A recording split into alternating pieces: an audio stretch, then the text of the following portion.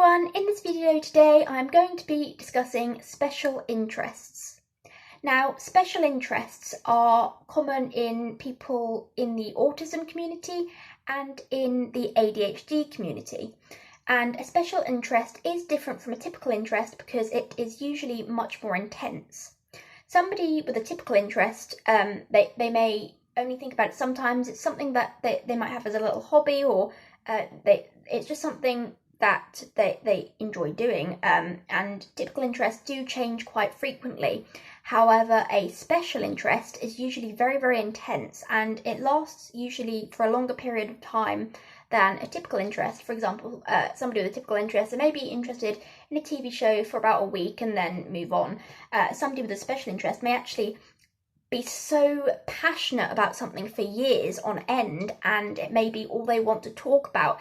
It may be all they think about. It may be something that brings them a lot of joy and they just want to spend all their time researching it or collecting something to do with it.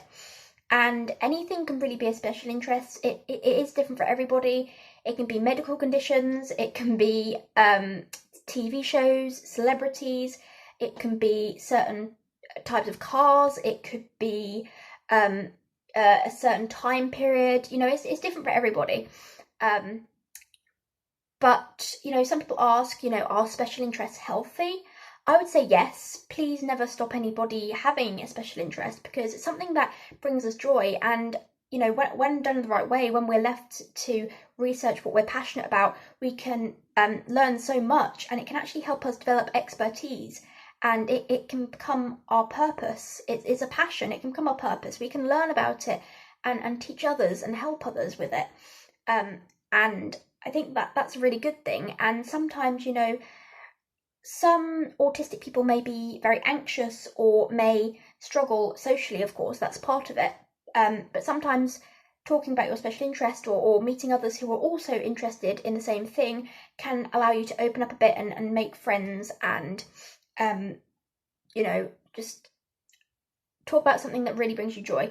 And Dr. Temple Grandin, I once read a quote about them saying that she thought that autistic children could get involved in special interest groups. That would be that's actually a really cool idea, because it could really help some people and people could learn from each other.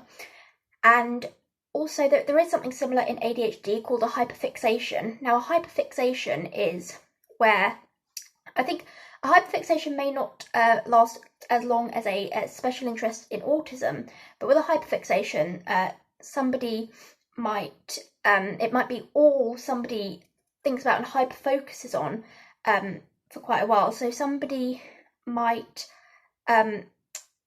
become aware of a topic and they may hyper-focus and research everything about it and kind of cram it, just hyper-focus, and they can't actually put their attention on anything else, as this is what's just taking up their brain at this moment in time. And people might even forget to like go to the toilet or eat because they're so hyper-focused on something, and it's a hyperfixation on a particular topic. Now, I think there are times where special interests could cause issues. You know, if you are just info dumping is basically where we do regurgitate a bunch of information that we're passionate about. It's fun and it's a good thing, you know, don't stop people from info dumping, but sometimes, you know, if it's done all the time, it might cause issues. So I think it's more of like just being aware of the give and take in conversation, because I think I used to info dump quite a lot, but now I know how to ask people about themselves and let people speak. Thankfully, I do that a lot more now, and I don't info dump as much anymore.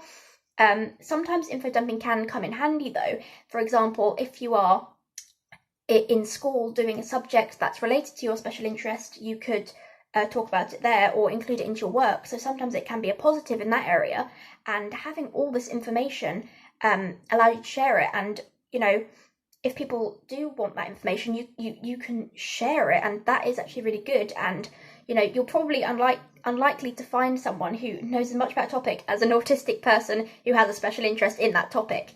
But yes, and it's something that can be encouraged, but obviously still keeping it to the level where you aren't intruding on others' conversations stuff, if that makes sense.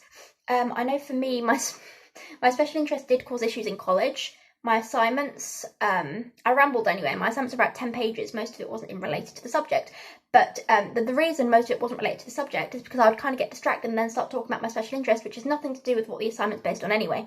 But yeah, that is the issue. If you do start writing about your special interest in school or college, and it's not actually the topic that you're supposed to be learning about, and also I also often read about it as well when I'm supposed to be doing something else, that can again cause some issues. So it's, again, know when and where to talk about it and when and where to include the information. But overall they are very healthy and can be encouraged, because it's, it's something that brings us joy. Imagine somebody saying to you, if you have a favourite book series and they're like, you can never read about that or talk about it again, that would be upsetting. And imagine then for somebody who actually has a special interest and it being discouraged because it's not seen as a typical thing to be interested in, that's hurtful and it's harmful, because it's discouraging something that somebody truly wants to learn about and wants to sometimes dedicate their life to. And also, like somebody with a special interest, they may express it in ways different from a typical interest. For example, people with intense special interest, they may print stuff, just print facts offline, may just collect statistics, and other people may perceive that as odd. They're like, why do you do that? That doesn't seem interesting. But to us, it is interesting, because it's what we're focused on. It's all we want to think about. Therefore, we do want to gather all of the information possible about this subject, and that is actually really good because it helps us learn. And I believe that there are, in terms of autistic obsession, I think that's also another term for special interest, but there are also other sorts of autistic obsessions which can be unhealthier. For example, somebody may have an unhealthy obsession with how they look, and that can cause distress. Somebody may have an unhealthy obsession with their social media, or even with a certain person, and sometimes that could cause issues. If, for example, you're obsessing about your looks, it can cause low self-esteem. If you're obsessing about social media, it can cause anxiety. If you're obsessing about a certain person, you might want to talk about them all the time, or be with them all the time, when you might not be able to. So sometimes obsessions can cause distress and can cause issues. So obviously not all are the same, but for special interests, they can be beneficial. And this is the thing as well. Autistic girls are less likely to be diagnosed than autistic boys, because autism in females is usually not detected as early as it is in males, or sometimes it's not diagnosed at all, which obviously is a massive issue, because then people spend their life not knowing why they are different, and that can actually really harm somebody's mental health if they aren't given the support that they need. But I think it was something like for every 3 or 4 males diagnosed, 1 female's diagnosed. But that is an issue, because females are still autistic. However, the special interests that females have might sometimes seem more typical for their age group or their peers. For example, a girl who is obsessed with princesses, it might not actually look that different, because a lot of young girls might be obsessed with that. But it gets quite intense, and that's when you can realise maybe this is autism. And it's actually good though that we have that sort of passion and focus, because it's something that other people don't really have. And with my personal experience, I have had quite a lot of special interests, and my first one that I can remember was around the age of 7. I was obsessed with The Simpsons, and I could name like all the characters and stuff. I can't anymore because I was really young then, but I could name all the characters. I had like posters and Simpsons toys, and I remember my parents saying like, you should go on like a quiz show answering questions about The Simpsons or something, because I just knew a lot of random facts about The Simpsons at that age. Then around the age of 12, it moved on to, around the age of 12, it moved on to makeup. That's when I actually started wearing makeup, and I was so excited with this. I was so obsessed. I don't actually wear makeup anymore, but I used to wear a lot, and I was like designing my own makeup brand, looking up makeup online, trying to do makeup looks and stuff. That was an obsession for about a year, maybe a year and a half or so.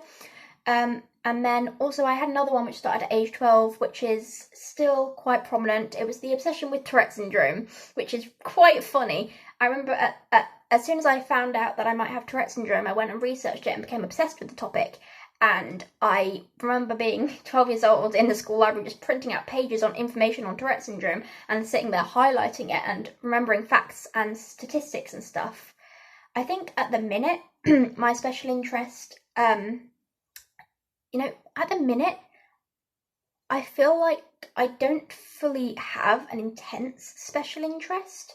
I would say for a few months ago, like for about 4 months or so, I was so obsessed with pandas. I was like, I'm going to talk about pandas all the time. So now I'm at the stage where I'm not sure if I'm focusing on anything so intensely. We'll see what comes next. I'll probably still obsess over Tourette's and pandas, but I don't know if I would get another special interest or not as well. But yes, I've also had an obsession with schools for a long time.